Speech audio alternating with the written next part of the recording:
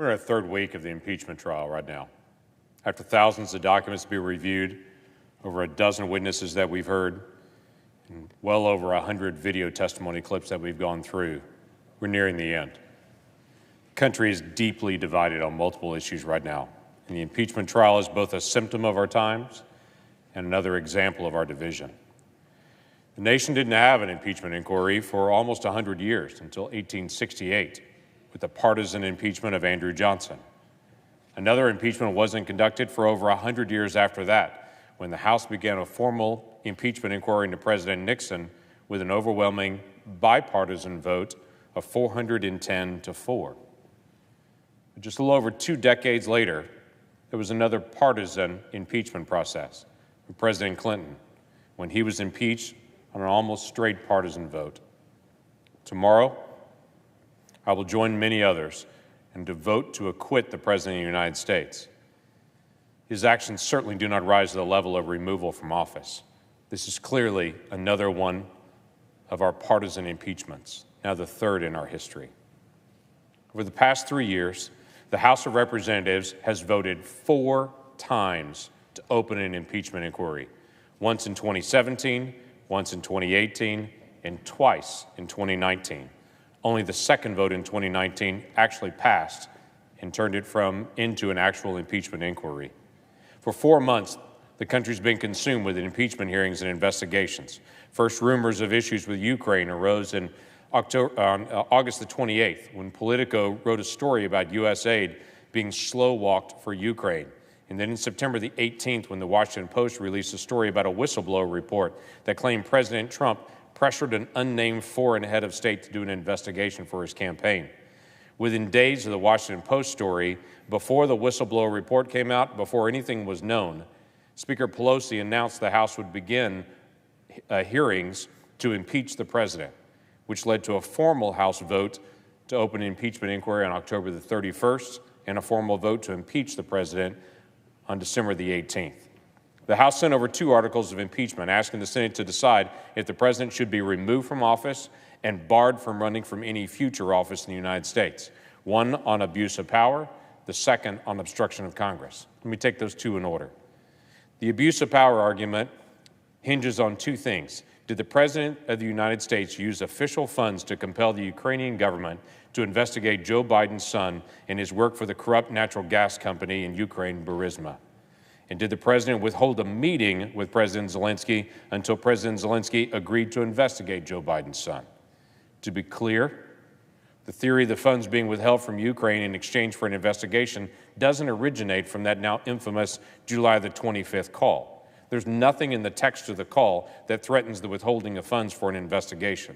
The theory originates from the belief of an ambassador of the European Union, Gordon Sondland's, what he said, presumption, and he repeated that over and over again, presumption that the aid must have been held because of the president's desire to get to the Biden investigation and be able to get it done, since the president's attorney, his private attorney, Rudy Giuliani, was working to find out more about the Biden investigation in Burisma.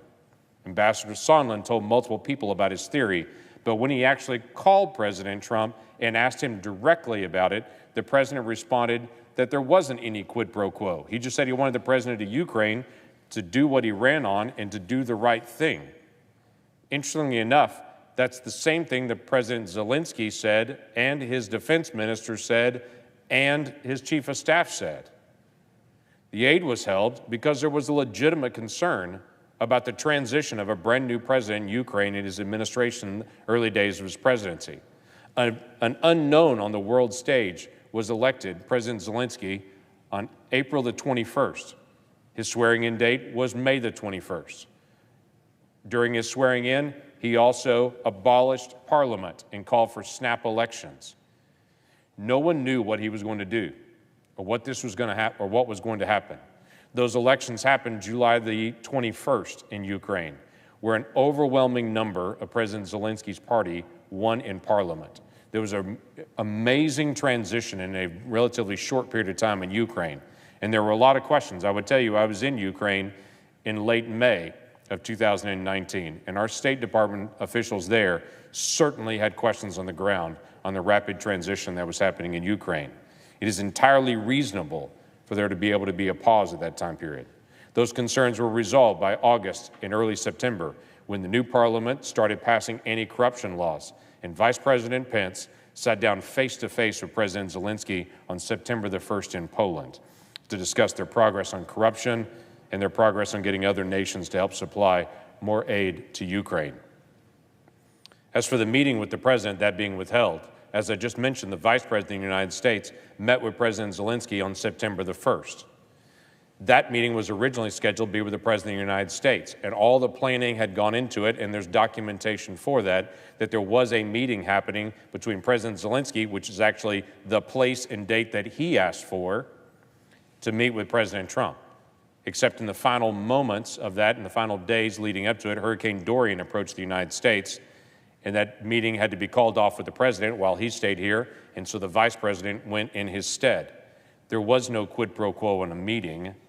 That meeting that was requested actually occurred. It was interesting to note as well, when I researched the record of past aid dates to Ukraine for the past few years, I found out in 2019, the aid arrived in September. But it's interesting, in 2016 to 2018, the vast majority of military aid each of those years, 2016, 17, and 18, also went to Ukraine in September. Well, it's easy to create an intricate story on the hold of foreign aid. It's also clear that President Trump has held foreign aid from multiple countries over the last 2 years, including Afghanistan, Pakistan, Honduras, Guatemala, El Salvador, Lebanon, and others. There's no question that a president can withhold aid for a short period of time, but it has to be released by September the 30th, which it was to Ukraine on time. The hold did occur.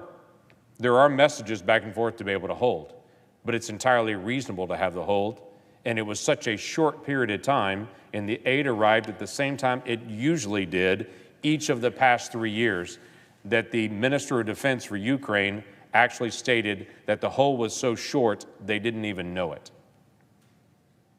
What's interesting about this is stretched from not just an abuse of power, but also a quote-unquote obstruction of Congress. That's the second article of impeachment. The House argument was the president didn't turn over every document and allow every witness without submitting everything to Congress immediately. They argued that if the president challenged any subpoena, he was stalling, he was acting guilty, and so it was grounds for impeachment. Remember how fast this all happened. The investigation started September the 24th. The official start of impeachment started October the 31st and ended on December the 18th with a partisan vote in the House for impeachment. If President Trump obstructed Congress because he didn't turn over documents that didn't even have a legal subpoena within 2 months, then I would say President Obama was not impeached, but maybe he should have been, though I don't think he should have been. But if you argue in that same way, because President Obama did not honor legal subpoenas for 3 years on the Fast and Furious investigation when that happened. 3 years he stalled out. But there was no consideration for impeaching President Obama because he shouldn't have been impeached. It was working through the court system as things move. This is a serious issue that became even more serious when the House managers moved not just to say that this is obstruction of Congress if the president doesn't immediately submit, but they took this to a different level by saying the president should not have access to the courts at all, literally stating, does the Constitution give the legislative branch the power to block the executive branch from the judicial branch? House managers said yes. They can rapidly move through a trial, then bring the case to the Senate and have it only partially investigated, and then try to use the power of the Senate to block the executive branch from ever going to court to resolve any issue. That has not been done in the past, nor should it be. The president, like every other citizen in the United States, should have access to the courts, and it is not grounds for contempt of Congress to block the president from ever trying to go to court to resolve issues that need to be resolved. Every other president's had that right. This one should have had that right as well. This tale that President Trump thinks he's a king and he doesn't want to follow the law begs reality. Let me remind everyone of the Mueller investigation. 2,800 subpoenas that were done over 2.5 years, 500 witnesses, including many of the president's inner circle. All of those were provided. None of those were blocked by the administration. And after 2.5 years, the final conclusion was there was no conspiracy between the president's campaign and the Russians. The president did honor those subpoenas. The president's been very clear on multiple court cases that he did not like and did not agree with. He's been outspoken on those, but he's honored each court decision. It would be a terrible precedent for the Senate to remove a president from office because he didn't agree that Congress couldn't take away his rights in court, like every other American. The difficulty in this process, as with every impeachment process, is separating out facts and the politics of it. There are facts in this case that we took a lot of time to go through. Each of us in this body sat for hour upon hour upon hour for 2.5 weeks listening to testimony, going through the record. We all spend lots of time being able to read on our own through the facts and details. That was entirely reasonable to be able to do. But we have to examine at the end of the day, what's a fact-based issue that's been answered? And each of the key facts that were raised by the House all have answers. And what is a politics issue? To say in an election year, what is being presented by the House to say, what can we do to slow down this process and to try to give the president a bad name during the middle of an election time period? To separate those two is not a simple process. But to begin with the most basic element of, do the facts line up with the accusations made by the House? They do not. Are there plenty of accusations? Yes, there are. And my fear is in the days ahead, there'll be more and more accusations as we go. There have been for the last 3 years. But at this moment, in the facts of this time, in the partisan rancor from the House and into the Senate, I'm going to choose to acquit the President of the United States. This certainly does not rise to the level of removal from office and forbidding him to run for any other office in the future. It certainly doesn't rise to that level. In the days ahead, as more facts come out, all of history will be able to see how this occurred and the details of what happens next. I look forward, actually, to that continuing to be able to come out so all can be known. With that, I yield back.